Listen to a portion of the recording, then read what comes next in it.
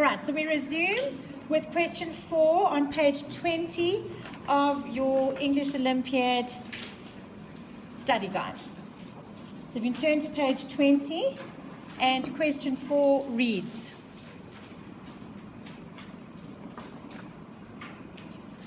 can the demon's story and mindset as related in excerpt 2 evoke sympathy in the reader? Support your opinion with reference to the text. Right. Do you see what we're doing in answering all of these questions? These are mini essay topics, aren't they? So we are putting them in bite sizes, and all the quotations that I've given you thus far, you will use, but you need to weave it now beautifully into an essay structure that is magnificent to work through, and that has a logical progression, and that doesn't jump from one fact to the next, and it's succinct. And remember what I said to you, the last line of the previous paragraph must link directly to the first line of the next paragraph. Hold yourself to that. Yes. Succinct. Thank you for asking the question. So many people don't ask. Okay. Let me just write it down. Whoopsie. Down for you. On this beautiful board. All right. Succinct. There we go. Succinct. S-U-C-C-I-N-C-T. Succinct. Anyone know? Okay, my past students will know. Precise. Succinct is precise. It's when you are writing economically. So you're not using too many words, you're not using redundancies, you're not using tautology, no unnecessary repetition. And that's what I just did, didn't I?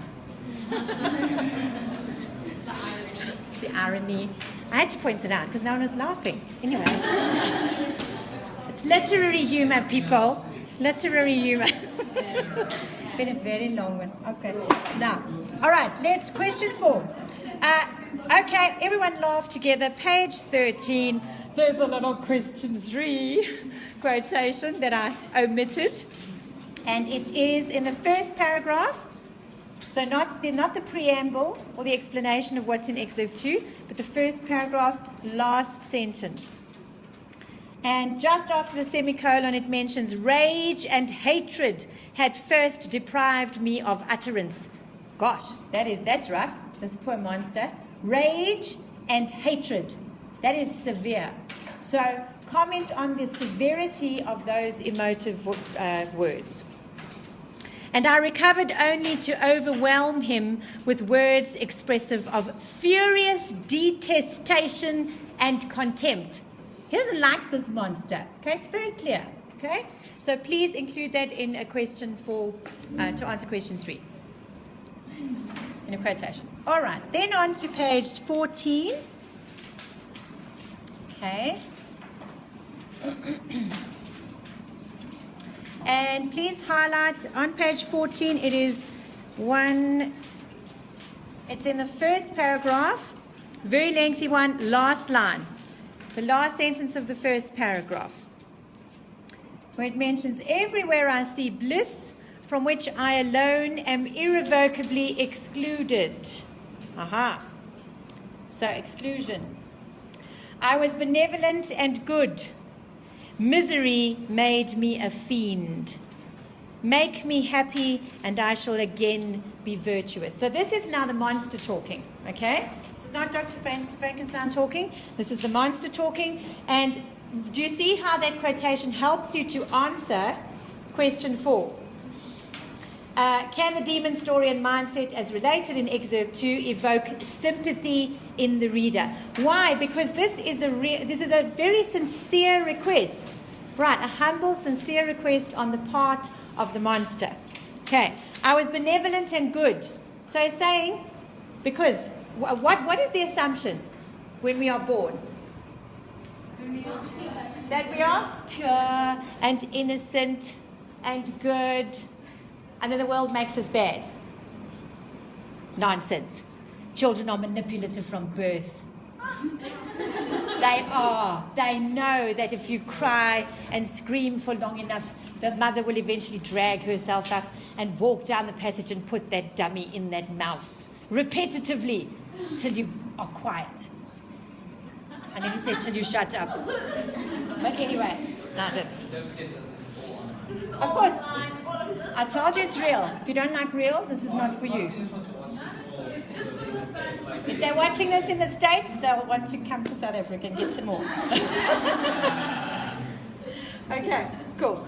All right. So he says, I was born good because he was born. He was created. Do you see the other controversy here? In that Dr. Frankenstein is playing God. All right? As the creator figure. And that's one of the questions in your study guide as well. Right.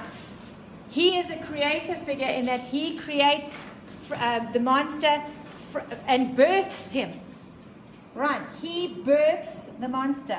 So that's why the monster says, I was benevolent and good. What is the opposite of benevolent? What's benevolent? Nice. Such a gross word. Okay. It means friendly, it means good. Good, as in morally good. Benevolent, morally good. Okay, so what is the opposite? Come on, people, we know this. Benevolent starts with an M. Malevolent. Thank you. Mr. Phillips in the back. Was that Mr. Phillips in the back? Thank you. Malevolent. Not malevolent. Thank you. Thank you. I've heard beauties. Yeah, that was the best one. Okay, malevolent opposed to benevolent. Right. So malevolent means another synonym you can kind of use is malicious. Just remember it like that because everyone knows what malicious means. Malicious, malevolent. Sounds the same, similar meaning. Okay. Yes, you can. Say again? Yes. Yes, of course. Good, evil, benevolent. Yeah. Okay. Okay. Now, the last paragraph on page 14. You can use excerpts, sections, to quote from. Remember when you quote, please, this is very important. When you quote, I don't want, he thought, ... and then you give me 10 dots instead of 3, because we know, ellipsis, 3, okay, and then you close inverted commas. And I must smell what the quotation is. I'm not joking, because students do this to me, okay, all right? Please, it's embarrassing, all right? Select the most appropriate words that are going to be most convincing and that will provide you with the second E in P, the evidence to what you're trying to prove, right? So you don't have to quote the entire paragraph. You're not going to finish your exam if you do that. You can go open inverted commas, 3 dots, whatever's relevant, and if there's something that follows after that, another 3 dots, ellipsis, and close inverted commas. Okay, but not the part that is irrelevant, okay, like I thought. What did you think? Be nice to share with us. Okay, so the last paragraph, highlight the whole thing. Okay, how can I move thee? Will no entreaties cause thee to turn a favorable eye upon thy creature? So what is the creature doing here now? He's imploring, he's begging Dr. Frankenstein to help him.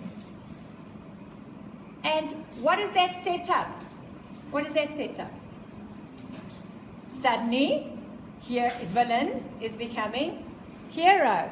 And hero is becoming villain because we're going, typical South Africanism, ach, shame, monster. But it must be terrible to be a monster. You know,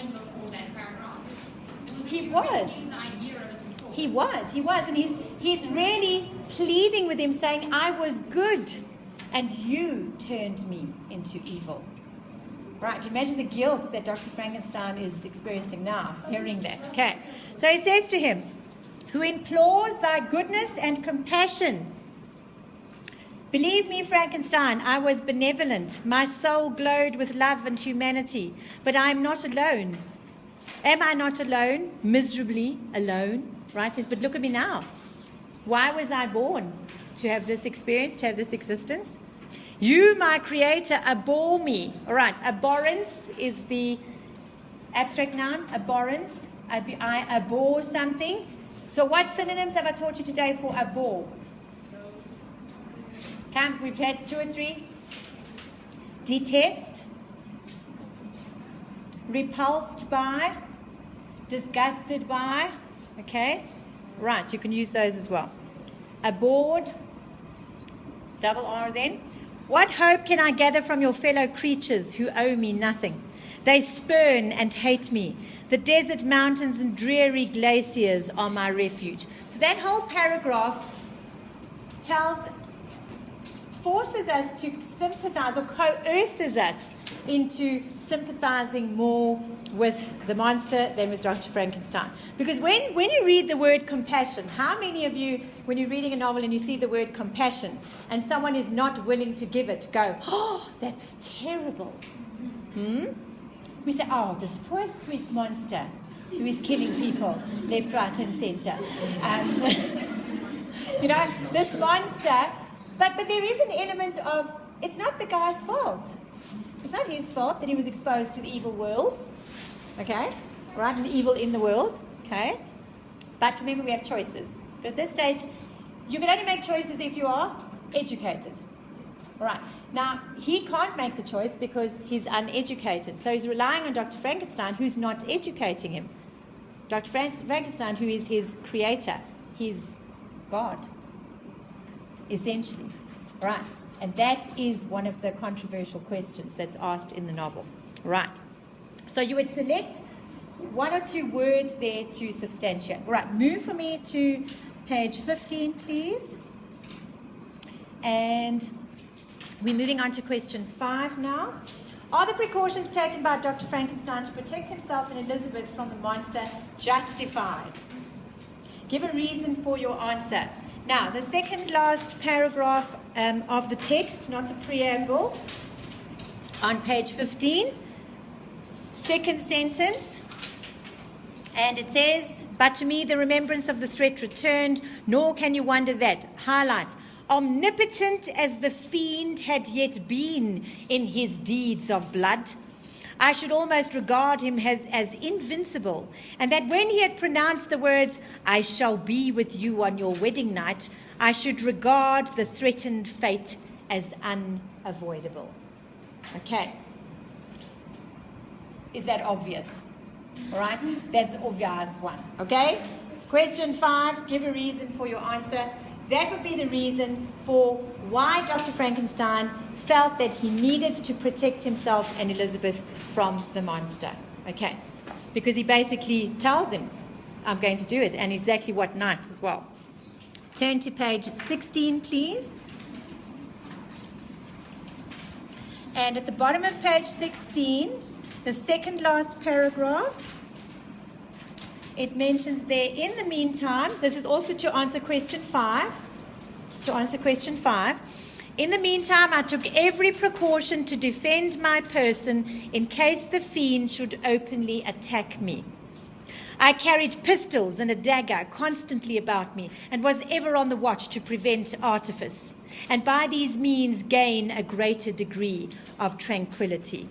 Okay, so can you see how that quotation can also assist in answering the precautions? So what is under precautions? He now carries a gun, okay, he's walking around with a pistol, he's looking over his shoulder all the time, and it relates kind of back to question 2 and 3 about the paranoia that he was experiencing. Okay, then if you go to the top of page 16, please highlight the last sentence of that first paragraph at the top of the page.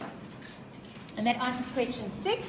Elizabeth's death may be regarded as a defining moment in Frankenstein's life. Discuss as a talking point.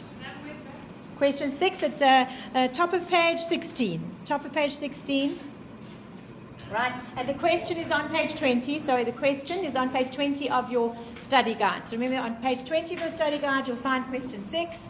And then on page 16 of your anthology, top of the page, last line of the first paragraph, please highlight. And when I thought that I had prepared only my own death, I hastened that of a far dearer victim.